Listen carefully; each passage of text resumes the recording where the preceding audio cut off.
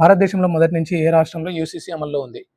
Goa. 1867 Portuguese civil code ప్రకారం ఇక్కడ అమల్లో ఉంటుంది. భారతదేశంలో స్వతంత్ర భారత చట్టాల ఆధారంగా మొట్టమొదటిసారిగా యూసీసీని తీసుకొచ్చింది ఎవరు? ఉత్తరాఖండ్, ఆ తర్వాత గుజరాత్, ఆ తర్వాత అస్సాం, ఇప్పుడు మధ్యప్రదేశ్. మధ్యప్రదేశ్లో లివ్ ఇన్ రిలేషన్షిప్లో కనుక ఎవరైనా అంటే రిజిస్టర్ చేసుకొని క్యాన్సిల్ చేసుకోవడం, లేదంటే ఆ వ్యక్తి ఆమెను మోసం చేసినట్లయితే 3 నెలల వరకు జైలు శిక్ష విధించవచ్చు మరియు భరణం కూడా చెల్లించవచ్చు.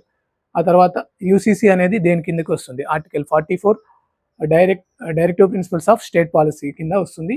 ఇది పార్ట్ 4లో ఉంటుంది. ఇకపోతే ఇప్పుడు మనం మాట్లాడుకుంటున్న వివాహం, విడాకులు, వారసత్వం అనేవి ఏ లిస్టులోకి వస్తాయి? ఇది కాన్కరెంట్ లిస్ట్, అంటే ఉమ్మడి లిస్టులోకి వస్తాయి. దీనిపైన కేంద్రం మరియు రాష్ట్రాలు రెండు కూడా చట్టాలు చేయవచ్చు.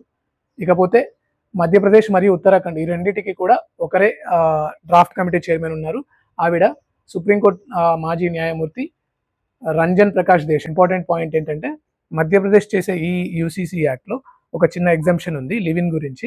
అది ఏంటి అంటే అక్కడ 21% మధ్యప్రదేశ్ స్టేట్లో 21% ఆఫ్ ఆదివాసీలు మరియు ఎస్టీలు ఉంటారు కాబట్టి వాళ్ళకు దీని నుంచి వాళ్ళ సంస్కృతిని గౌరవిస్తూ ఎగ్జంప్షన్ ఇవ్వడం జరిగింది. అండ్ పోతే మనకు 4 కేసులు ఉన్నాయి. Lata Singh versus UP. ఈ కేసులో ఇద్దరు మేజర్లు అయితే చట్ట విరుద్ధం కాదు అండ్ నేరం కూడా కాదు అని చెప్పడం జరిగింది. ఖుష్బూ వర్సెస్ కన్నియామల్ ఈ కేసులో ఆర్టికల్ 21 ప్రకారం ఇది వారి యొక్క ప్రాథమిక హక్కుగా సుప్రీంకోర్టు గుర్తించడం జరిగింది. Next Veluswamy versus D Pachamal. దీని ప్రకారం సహజీవనం చేసిన వ్యక్తికి ఏదైతే డొమెస్టిక్ వైలెన్స్ ఉంటుంది అలాగే మెయింటెనెన్స్ కూడా చెల్లించాల్సి ఉంటుంది. ధనులాల్ వర్సెస్ గణేష్ రామ్ 2015 ఈ కేసు సంబంధించి వాళ్ళిద్దరు సుదీర్ఘకాలం కలిసి ఉన్నట్లయితే చట్ట ప్రకారం వాళ్ళ భార్యాభర్తలాగానే పరిగణించాల్సి ఉంటుంది. ఇకపోతే 21 లా కమిషన్ ఏం చెప్పింది అని అంటే 2018లో వేసినటువంటిది. దీని ప్రకారం యూసీసీ అనేది భారతదేశంలో అవసరం లేదు, ఆశించదగినది కాదు అని చెప్పేసి తెలియజేయడం జరిగింది. అయితే మీ అభిప్రాయాన్ని కామెంట్ల రూపంలో తెలియజేయండి. అలాగే నా ఛానల్ని ఫాలో అవ్వండి. Thank you.